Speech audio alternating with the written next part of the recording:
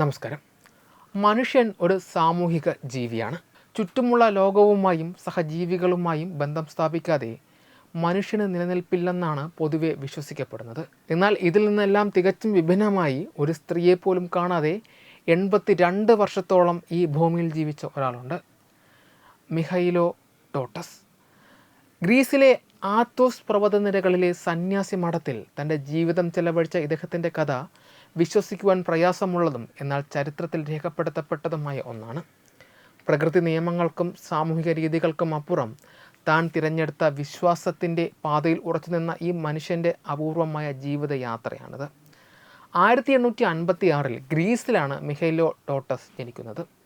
അദ്ദേഹത്തിൻ്റെ ജനനം തന്നെ ദുരന്തപൂർണമായ ഒന്നായിരുന്നു.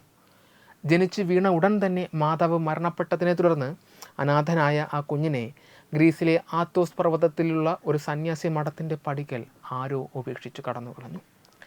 അവിടെയുള്ള സന്യാസിമാർ ആ കുഞ്ഞിനെ ഏറ്റെടുക്കുകയും അവന് മിഖൈലോ ടോട്ടസ് എന്ന് പേരിടുകയും ചെയ്തു. പുറം ലോകവുമായോ സ്ത്രീകളുമായോ യാതൊരു ബന്ധവുമില്ലാത്ത ആ സന്യാസി മഠത്തിലെ ചട്ടക്കൂടുകൾക്കുള്ളിലാണ് മിഖൈലോ വളരുന്നത്. അവിടെയുള്ള നിയമങ്ങൾ അനുസരിച്ച് സ്ത്രീകൾക്ക് ആ മഠത്തിൽ പ്രവേശനം നിഷിദ്ധമായിരുന്നു. ആത്തോസ് പർവ്വതനിരകളിൽ സ്ത്രീകൾ പ്രവേശിക്കുന്നത് തടഞ്ഞുകൊണ്ടുള്ള അവറ്റോൺ എന്ന നിയമം നൂറ്റാണ്ടുകളായി നിലനിൽക്കുന്ന ഒന്നാണ്. ഈ നിയമം 10-ാം നൂറ്റാണ്ട് മുതൽ കർശനമായി പാലിക്കപ്പെടുന്നുണ്ട്. സന്യാസിമാരുടെ ബ്രഹ്മചര്യത്തിനും ഏകാഗ്രതയ്ക്കും ഭംഗം വരുത്താതിരിക്കാനാണ് ഇത്തരമൊരു നിയമം നടപ്പിലാക്കിയത്. മിഖൈലോ ടോട്ടസ് തൻ്റെ ജീവിതകാലം മുഴുവൻ ചെലവഴിച്ചത് ഈ നിയമങ്ങൾ നിലനിൽക്കുന്ന അന്തരീക്ഷത്തിലായിരുന്നു. പുസ്തകങ്ങളിലൂടെയും സഹസന്യാസിമാരുടെ വിവരണങ്ങളിലൂടെയും മാത്രമാണ് ലോകത്ത് സ്ത്രീകൾ എന്നൊരു വിഭാഗമുണ്ടെന്ന് അദ്ദേഹം അറിഞ്ഞത്.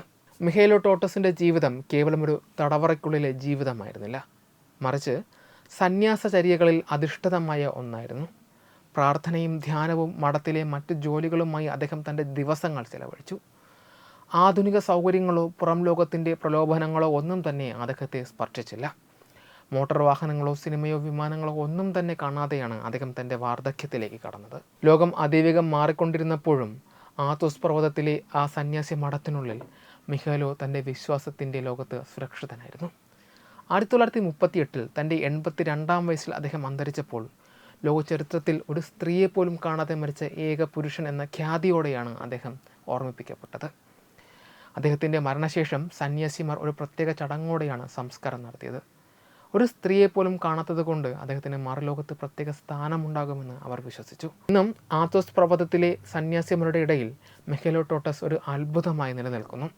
ജീവിതത്തിൻ്റെ വൈവിധ്യങ്ങളോ ബന്ധങ്ങളുടെ തീവ്രതയോ അറിയാതെ ഒരു മനുഷ്യൻ ഇത്രയധികം കാലം ജീവിച്ചു എന്നത് പിൽക്കാലത്ത് ലോകം വലിയ കൗതുകത്തോടെയാണ് ചർച്ച ചെയ്യുന്നത്. വെബ് ഡെസ്ക് തത്വമൈ TV.